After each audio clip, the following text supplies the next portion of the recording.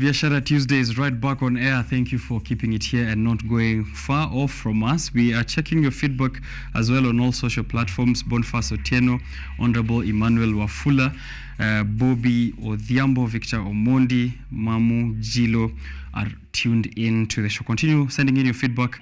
We'll be looking at it as we go on with the show. The hashtag to use right there is the hashtag Rise Today, hashtag Biashara Tuesday. Tag me at Richard_Okenye. Right about now, I'm getting into that conversation on youth empowerment. We've had so many of those before. We're bringing you initiatives that you can get to participate in. And at this very particular morning, I have with me Anthony Kiguta. Anthony is an IT expert, but also a very self-driven entrepreneur, innovative in very many aspects, and has now been a part of these initiatives to empower the youth.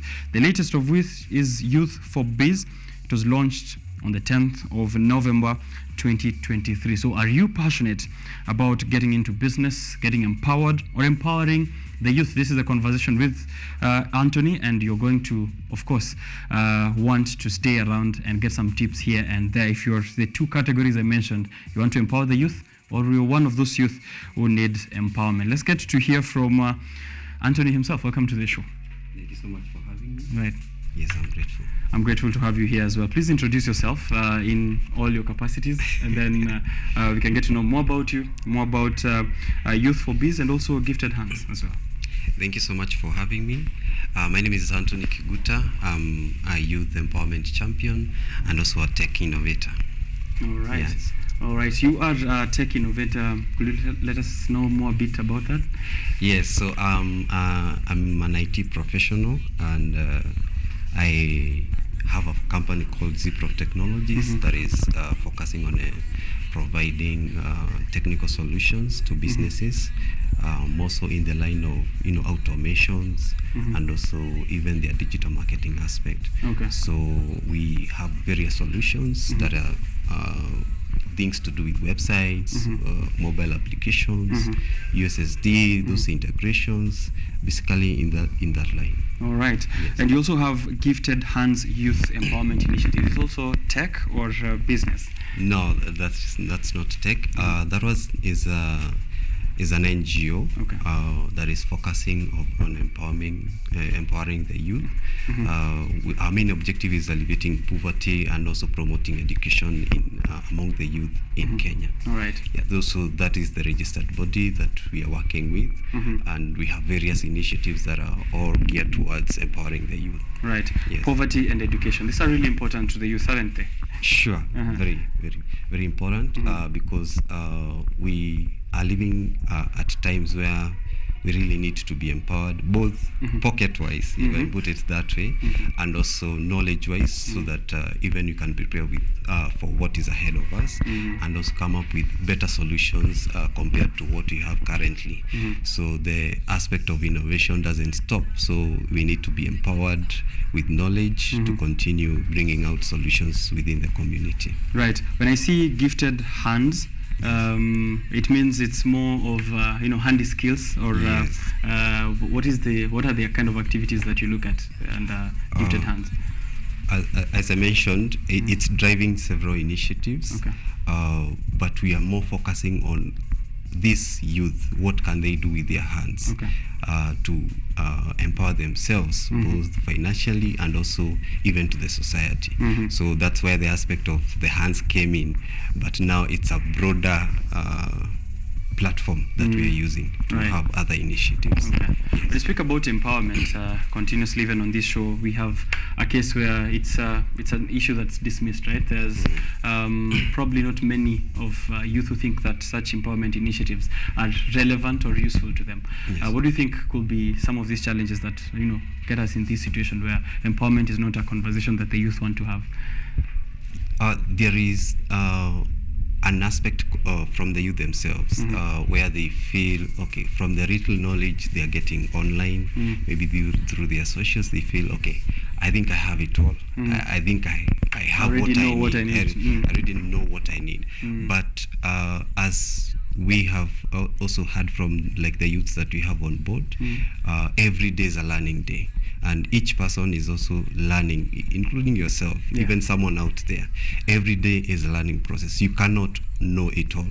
And then now in our platform, now we are able to tailor make solutions, or even those pieces of trainings which are very relevant to this particular youth.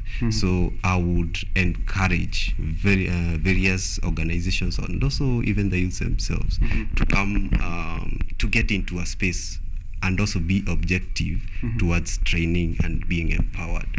Yes. All right. By objective, it means you get in with a goal on what you need to achieve at the end. Yes, and be open-minded that there's also someone else who know much more than you do, and they have something they can impact in your life. Right. Yes. I would be accused of bias here, but I think the people who are most affected with that mindset of know-it-all is those who've gone to higher institutions of learning, right? You know, Yes. I've studied engineering, I've studied medicine, I've done this and that, I've gone to media school, and I feel like I already know it all, right? If it's empowerment in the mind, I've gone to school. If it's empowerment with skills, I feel like I have it. So maybe I am wallowing in my own despair, not knowing that I need more of this empowerment. What can education institutions do, such as the ones we are in, like Kenyatta University, to ensure that empowerment is also something that these youth are considering even in the academic journey?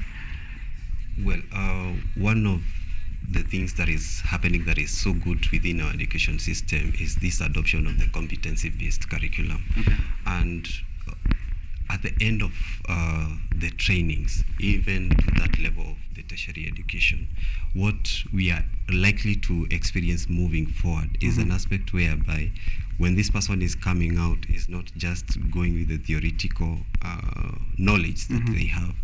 There are those activities they may be involved in, whereby they are tasked to go out and venture into something. Allow me to maybe share an example. Yes, sure. Within the training that we have, the Youth for Biz, we brought in people, the facilitators are people who are already doing businesses. And what happens, such a person is able even to teach you to be street smart. Being street smart is not something possibly you can learn in class or within an educational setup, unless, of course, I don't want to assume everyone is not street smart when it comes to the facilitators, but such an exposure will give you another level and another advantage when you get to venturing into business or even trying to just earn a living. Yes. All right. Now you have Youth for Biz, which you've now aptly brought up there. Youth for Biz launched last Friday? Yes, Youth for Biz we launched last Friday.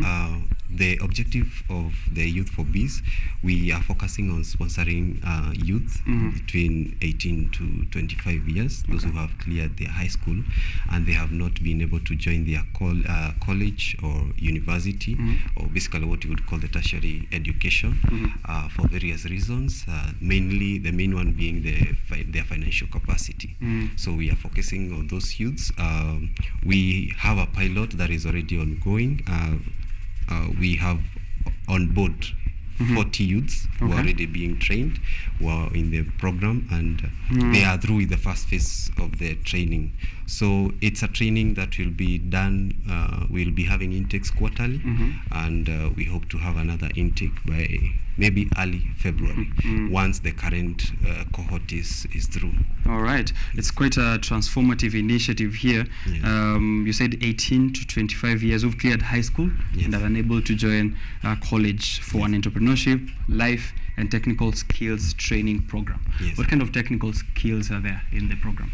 Yes, we have various, if I may categorize them. We have some within the area of food processing, we have automobile, we have people doing fashion and design, we have some others doing electricals, and the others, some of them even come about when someone is applying, they are very interested in a particular area, so we explore, because what is happening for the technical trainings, we are not doing them in-house, we are partnering with the TVETs around the various centers that we have. So we identify a certain TVET, and this applicant had applied on, videography or something like that. We are able to identify a TVET that can be able to train them on that training course. Okay. Is there post-training support as well? Yes. Once we are through, we are structured in 3 phases. Allow me to just take you through quite fast. Sure. The first phase, we are doing entrepreneurship and soft skill training. That one, we are doing it in-house. We have our own facilitators. We are taking them through that course. That one is taking around 3 months. After the 3 months, now we forward them to the TVET institutions. We have partnered with some of them, and now we forward the students there for those short courses of 3 to 6 months, after which now we enter into the last phase, which is incubation and what many may term as attachments. So they go out, they get that hands-on experience in a business environment, after which now we empower them to get into their own businesses. We encourage them now to get into their own business. Remember, when they were doing the entrepreneurship, they are even coming up with the ideas. They were helped in formulating business plans. Now, after the technical training, we now enter into the phase of helping them build their own businesses. I like the soft skills part, Yes. Especially because it comes at the beginning. Yes, So you yes. have these communication skills and all the other soft skills. I'm sure that will be relevant to an entrepreneur before you get into the training, and then of course eventually launch. Does mentorship play a part in this, and at what point? Mentorship comes in mainly when we get to the level of they are through with the training. We now position them at a place where they are able to be mentored. If someone who is interested in becoming a mechanic, we now link them to someone who can mentor them in that path. While they are being mentored, they are also working in that environment. So for that period of being under incubation, attachment, they are being mentored. All right. Earlier when we were discussing off air, and I agree with you that we have a generation of the youth who do not want to maybe link with the older generation, and I would to be very fair, it's not their own fault, right? So we have that kind of generational gap. We have a bit of resentment here and there, and also feeling like the older generation doesn't take care of us, and then the older generation feels like the younger generation doesn't listen to us. So when it comes to mentorship within gifted hands, and also maybe going into Youth for Biz, how do you plan to tackle that kind of challenge where there's that kind of gap? How do you bridge it and ensure that there's cohesion? Now, on our part, we may not have much control on the mentor, but on the mentee, we really discuss a lot concerning that aspect, such that we request them to be very open-minded, and just know there's always something you can learn from another person, and especially someone older and possibly someone who went ahead of you in the line that you want to pursue. Be open-minded and be receptive, and also be objective. Don't receive everything with an aspect of negativity. You guys are not tech savvy. Whatever you are doing, your approach is quite old school. Just be open-minded and be very objective. There's still something good with old school. Old is gold. Sure. A lot. There's a lot of experience those guys or rather the elder generation come with, and they can have a greater impact in your life, and there's a lot you can learn from them. Right. When someone gets to a level of skill that you have, and maybe are thinking of empowerment, they'd probably go, let me empower myself, right? Let me just empower myself. Wengine wajipange. Why did you decide that this is something necessary to pass on to other people as well? There's that aspect of empowering yourself, or we cannot rather say we do away with, because we are living in a space of do it yourself. In terms, you can get online, learn a certain skill by yourself, but what I would encourage, even if you are learning on the side by yourself, try to research. If you can get hold of the people maybe you are learning from online, get to have a one-on-one conversation. Look for those avenues that you can get to these other people who are ahead of you, people who are learning more, or rather who are already doing it. When I started in tech, if I may take you back, I started as a self-trained developer. I didn't go to school right away. I got somewhere, looked for online videos, got to those YouTube channels, and I learned a lot. By the time I was now in I had capacity now to pay to get into an institution. Already I had the skills, and I was already earning. But at the heart of it, I had a mentor. Okay. Someone I was working with. Every now and then I'm meeting him. What's new? I have learned this so far. What can I do with what I have learned? So that aspect of mentorship, at times you may want to go for it yourself. Mentors may not come your way. Right. You may have to look for them. Okay. Yes.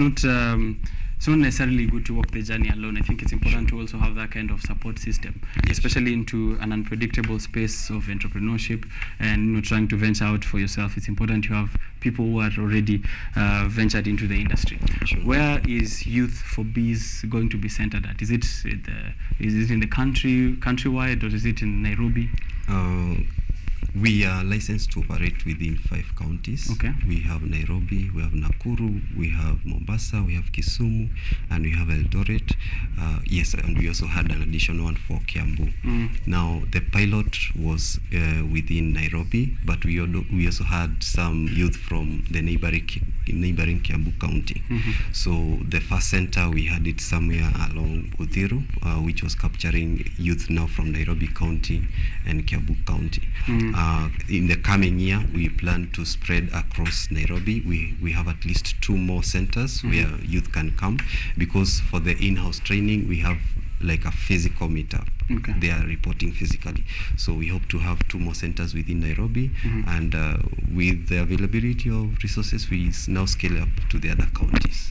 Okay. Yes. That's a great initiative, hopefully going to all the 47 counties eventually. For the people in those 5 counties who would like to join through, how do they go about it? For those who are interested in the program, we will be making announcements for the next intake early February, because currently there is a cohort that is already ongoing. We plan now to have another intake in February. So follow us on our social medias and also visit our website www.youthforbees.org. All right, www.youthforbees.org. All right, that is I was trying to read that and make sure that that's it. Launch.youthforbees.org. How about that? That was just on the launch day. Yeah, that was for the launch day. Okay. Yeah. All right. So please be checking that out and make yourself available in February next year when the next intake is up. What is there like a standard requirement before I get to join, or just someone who's out of high school and hasn't joined tertiary institutions? Someone who is out of school and they are not able to join the university or college. Okay. When there's the application bit, we also do some interviews. All right. Once you apply, we do physical interviews, because we would want to have a one-on-one. And also the applications, we usually even send you to the local chief administration for them to maybe acknowledge this person is needy or needs support, because as I mentioned, some of the people within this category, they are in a capacity to maybe join an institution and pay for fees. So we really want to capture those who are who are not in a position, and to sponsor them to the next level. All right. Yeah. By sponsoring, it means this program is free, or just a bit of the amount needed? The tuition is free. Okay. Any amounts that may be paid, maybe things to do with administration, a few registration, maybe buy stationery, such kind of things. But for the tuition bit, it's totally free. All right. Check it out. Youth for Bees, an initiative there launched last week on a Friday, and that is under the Gifted Hands Empowerment Program. And I'm having that discussion here, of course, with Anthony, who's already himself an enthusiast, a youth empowerment champion, and also a tech innovator. Just a very strong message now to the youth. I know we've talked about the challenges and how they can overcome that kind of mindset to seek empowerment from other people and also to seek mentorship. But then there's youth like yourself out there who have that ability to empower others and come up with such initiatives. How do we encourage them to also actively be involved? I would encourage the youths out there, if you get an opportunity to be empowered, please jump in. grab those opportunities. They may not be there for long, but when you get that opportunity, please jump in and empower yourself. It would be very bad when you have a spotlight, but you have nothing to play in the, I'm talking in the scope, like when in a theater. It would be very bad. You have a spotlight on you, but you have no skills. So continue empowering yourself, empower yourself, even on a personal level. Every now and then, continue learning skills. For the other youths who are out there and you are in a position even to empower or to mentor someone younger or someone who is willing to be mentored, please create that opportunity for them, because where you are, I'm sure there's someone who gave you an opportunity. So continue creating opportunities for others, and also for the organizations, including the government. We really encourage them to give us opportunities to empower the youth, partner with the organizations which are having such programs, so that more youth are empowered and they're able to have a better life. All right. How was the launch like? The launch was great. So many people came, and we are glad we received a lot of support from the community we are currently in. We had several people coming on board. Sorry, where was the event at? We had an event. The event was launched at KICC. All right. Yes, so we had people from the community that we are currently serving for the Learning Center at Udhiru. We also had government representatives coming on board. We had the Deputy Director TVET at the Ministry of Education, who came and had a very wonderful session empowering those youths. We also had a representative from the Office of the Prime Cabinet Secretary, who also came and had a session with those youths.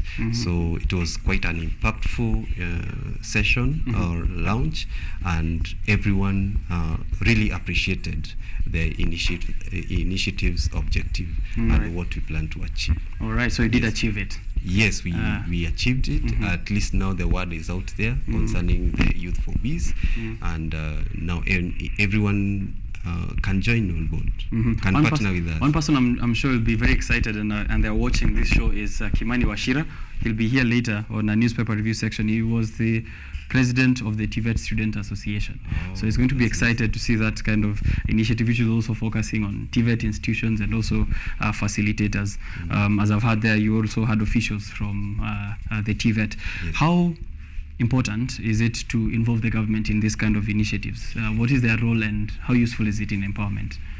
It's very important to involve the government, because one, you need to work within a framework. And currently, we have now the current administration. There's the framework and the policies they're implementing on the youth. So it would be very important, whatever initiative you're coming up with, you align yourself to the policy and what they're implementing. Otherwise, you may find yourself having some barriers which are quite unnecessary. If only you had, aligned what you're doing with the implementation of the policies that they have. So, and also that collaboration between now the organizations and the government, it's the only sure way that we are really working towards the same objective. Because just as you have that passion of empowering the youth, the government has that responsibility. Right. So when you now merge the two, the responsibility of the government and the passion that we have, you are sure we'll have something that is beneficial to the youth. All right. Yes. Thank you very much, Anthony, for that very important conversation that we've had here. Yes. And maybe one last call to action that you have for the youth before we wrap it up. A call for the youth, just to reiterate what I said earlier, when you get an opportunity, kindly get on board. If you have an opportunity to empower yourself, just get on board. And also, having a bias on what we are training, don't dismiss these artisan courses. There's so much you can learn on these artisan courses, and there's much that they can do in your life.